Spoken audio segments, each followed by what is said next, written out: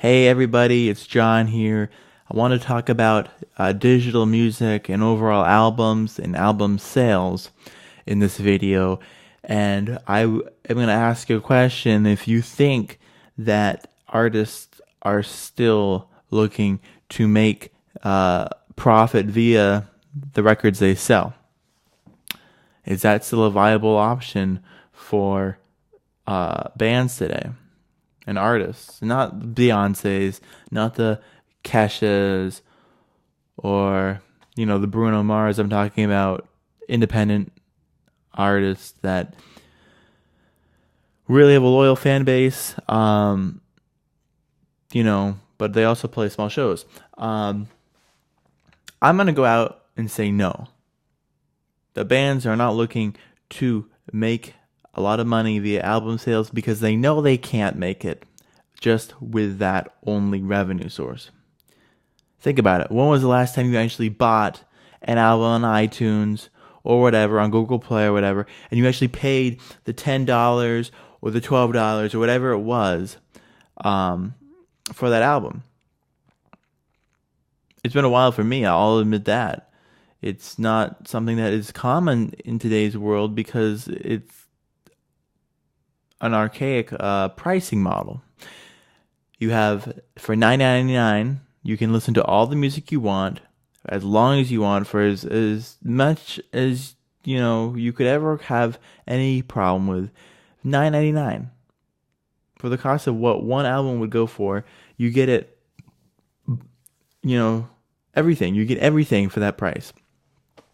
Now, the business model behind these streaming services has been criticized plenty of times.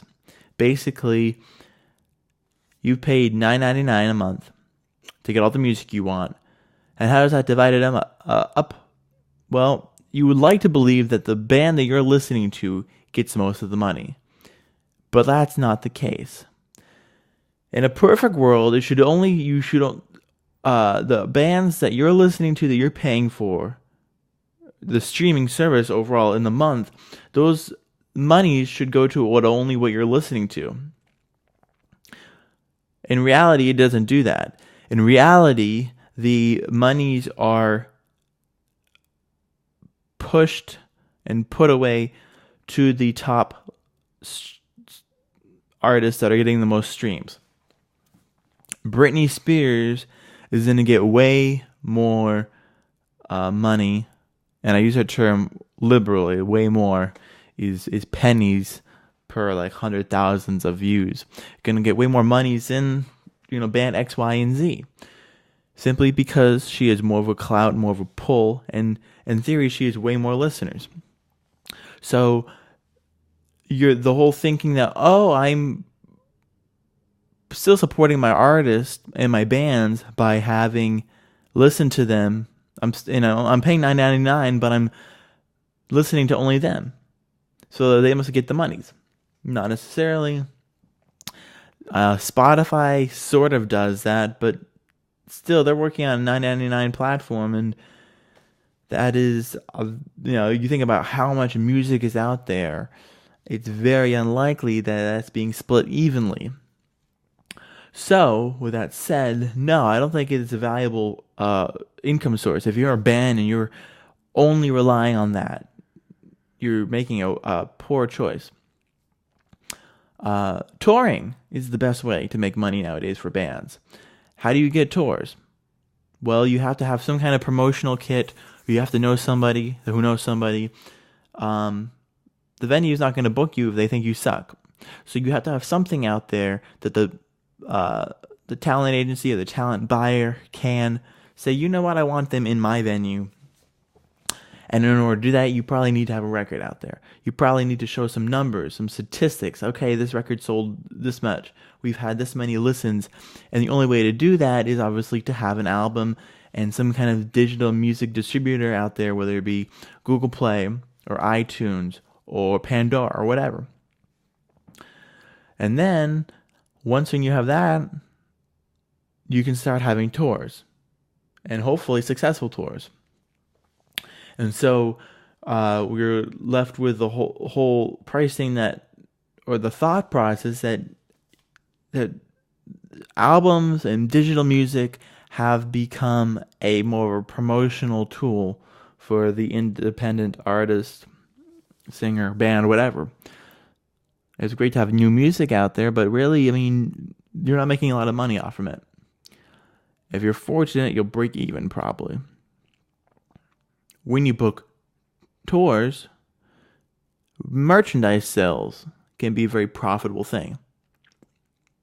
So while you're not going to sell many albums just on iTunes anymore, there's a likelihood that when you go on tour, and if you're nice enough to have a meet and greet session or just hang out after the show to meet some of your fans, that they're going to want to buy an album because they're going to want you to sign it for them. No matter how little you think you are, if you have fans, they're going to want to talk to you. They're going to want to interact with you. And that is really one of your currency models. I'm not saying charge, $15.99 for a meet and greet pass or $50.99 or whatever. I'm just saying, if you have the ability, stay after the show. Yeah, it's a marketing tactic, sure. But it will kind of compel people to buy albums. Buy albums, purchase merchandise. And you should be making more money on the tour than actually if you just were a studio band recording or whatever. That's kind of where the music industry is now. It's shifted to tours. And it is still very lucrative. It depends upon, of course, the agreement you have with the label, with venue, with whatever headlining act is you're supporting, and that is all variables. Those numbers can be whatever you want them to be, really. But you're not going to make much money off $9.99 streaming. Unless it's a dedicated fan base. You release a new album. Boom, saying we're going on tour this summer. You're probably going to get some people to buy that album. They're probably going to want to listen to it. Pre-orders, merch packets, special fan packages have been a way to kind of revalue the currency, which is albums and album sales.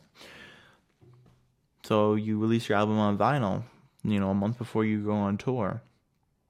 There'll be people that will buy it. There'll be some that won't. And you have to decide, well, is it really worth spending whatever the cost per good is to make it? That's really you said that, but let's reevaluate how we think about music, because touring is the new business model. And that's all I have to say about this, really. Feel free to comment, like, and make a counterpoint if you don't agree with me, because I'm sure some of you are going to disagree with me. That's all for this video today, and I will be back here very soon for a new topic. Thanks for listening and watching, and have a great day.